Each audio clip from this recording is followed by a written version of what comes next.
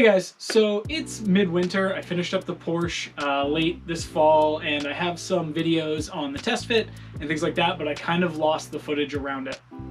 So I wanted to take a second to go over what I did for wheels and kind of how you figure out fitment, things like that, that I had to do when I was trying to figure out what wheels to buy and how they were going to fit on my car, what I needed to do for tires. And I feel like people can be quick to judge on this kind of thing. People are very fast to tell you that, you know, oh, you need to do this or that, or your wheels look awful, you made a bad pick, you made a bad tire size, you have too much camber. So kind of like, what is that?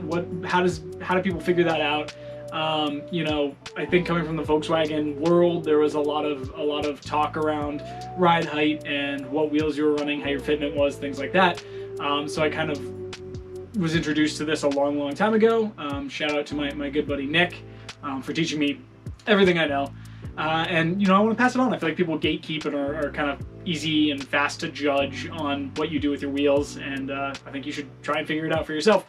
So a couple of tools. I'm just going to go over things, basically what they are if you haven't done this before, or if you don't know, it's a good place to start. Bolt pattern on a Porsche is 5x130. A bolt pattern is a measurement for where the bolts will sit in the wheel, basically where the holes in the wheel are for your bolts. Depending on if you have, you know, 4-lug, 5-lug, 6-lug, those are measured in different ways. An example wheel I'm going to use here, this is for my project that's out there right now.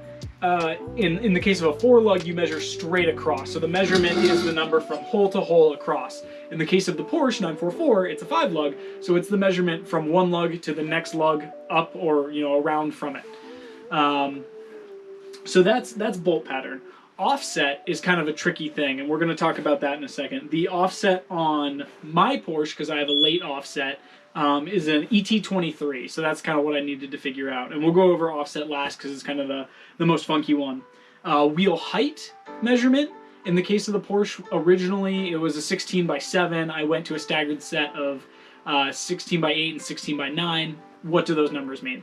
So in the case of this wheel, this is a 14. So the 14 measurement is from one lip to the other, so the height of the wheel, and then the width, this is I think it's a 6. Oh, nope, it's an 8. It's the 8 is the width of the wheel this way. So the first number is the height, 16, 8 is the width of the wheel. So in the case of the Porsche, yeah, 16, this one's a 14, but in the case of the Porsche, it's a 16x8 and a 16x9, and that will affect how, in combination with the offset, if you're changing, originally I had 16x7, so when you go to change the size of the wheel that you're going to put on, that is going to affect how it fits under the car, right? You have to compensate for offset, which we'll go over, along with the width of the wheel. If you imagine, if you go, like I went from a 7 to a 9 in the rear, you now have an inch further on the inside and an inch further on the outside if the offset was exactly the same. The offset you have to measure to kind of account for where that's going to go. And I'm actually going to give you a tool at the end that I really like that helps you visualize that. So that's wheel height and wheel width. Next, we're going to go over tire sizes. So tire sizes are weird. I don't know why they measure them like this, and some people are really good at visualizing tire sizes. I'm not, and it's specifically because of this. So the numbers you'll typically see in the case of what I ended up using on the 944 are a 195, 50, 16. So that one on the 16x8. When I had the 15x7 in the front, I had a 215/60, and in the rear I also had a 215/60. They were really big.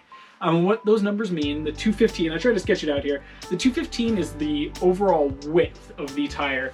So if you were to look at the tire when it's mounted on a wheel, it's this section here, right across the top. No, the first, it's not very good. The section here is the width, and then the next number is the percentage, and that's how tall it is. So if you have a 195, that's this size, and then a 50, your sidewall is 50% of the 195 millimeter measurement that is the width of your tire. Kind of crazy. I don't know why. I'm sure there's a reason. I'm sure I could Google it. But that is how tires are measured. And again, when you do fitment, when you're going to be changing from a tire that's, you know, really tall to a smaller tire, it's going to give you more clearance, and that can be really useful. Typically when people step up, you know, their wheel size, they're going to bring their tire size down to help compensate for that. And also with sidewall, you'll hear things like stretch. So if you have a, you know, a really thin measurement tire with like a high percentage sidewall, you can end up getting stretched depending on how wide your wheel is and what you're trying to do. I didn't need to try to figure out a lot of stretch for my application. I was actually trying to not do much of that at all because I did want to take it to the track. I did end up taking it to the track. So that is tire size. Now, what is offset? Offset's kind of a weird number. So ETs, it's kind of the tricky one. So what an ET is it is the back pad mounting surface of your wheel in relation to the center line of your wheel. So in the case of an 8-inch wheel like this, and like the front wheel on my 944, the aftermarket wheel, the center line would be 4 inches, so you can measure 4 inches. The next measurement you need is from the back lip of the wheel to the mounting surface on the back of where your wheel sits on the car. So what ET is really overall is the distance from the back pad of your wheel to the center line of your wheel. So what does that tell you? If you have a really high ET, like the early 944s did, it means that your back pad is further away from that center line. In the case of the late 944s, the back pad was much closer to that center line. And that's really important when you're trying to figure out how a wheel is going to fit.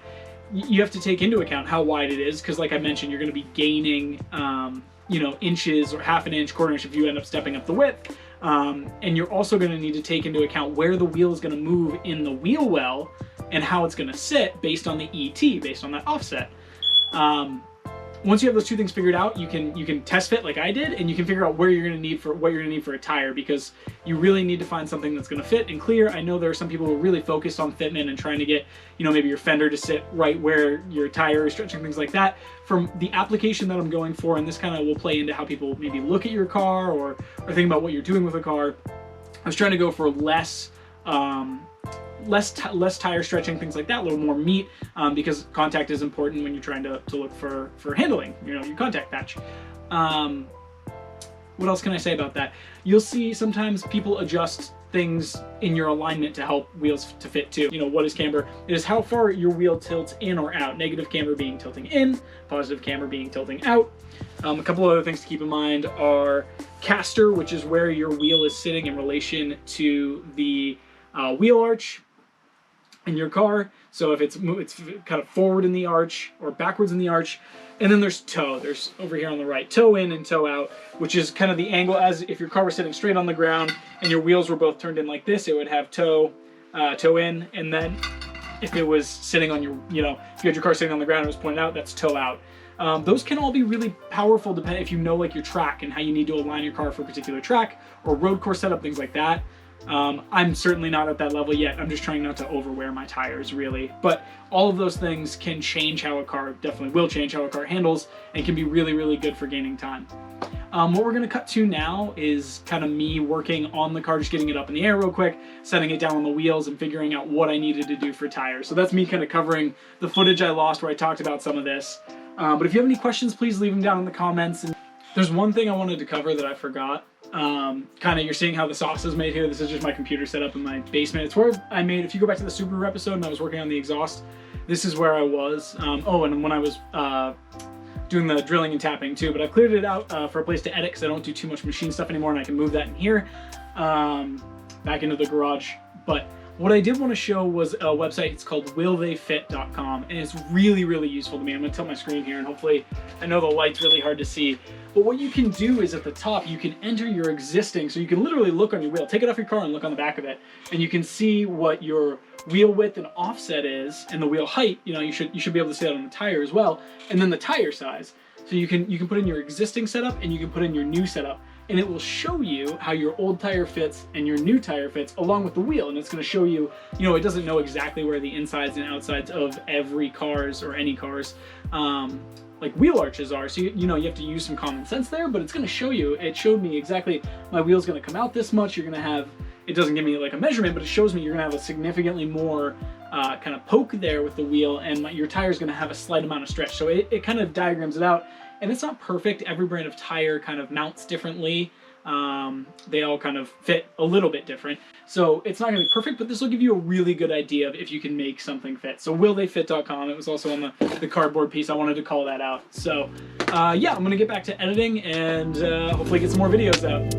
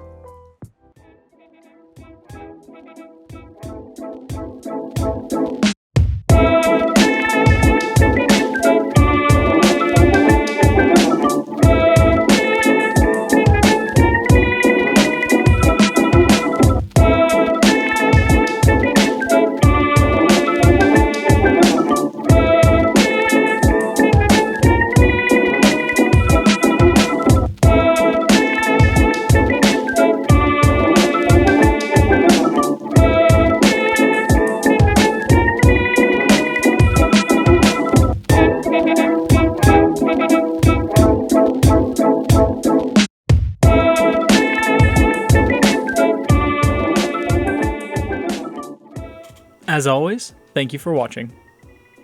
Check in next time as we take the 944 to the track. If you enjoyed the video, please hit the like and subscribe button. It would really help me out.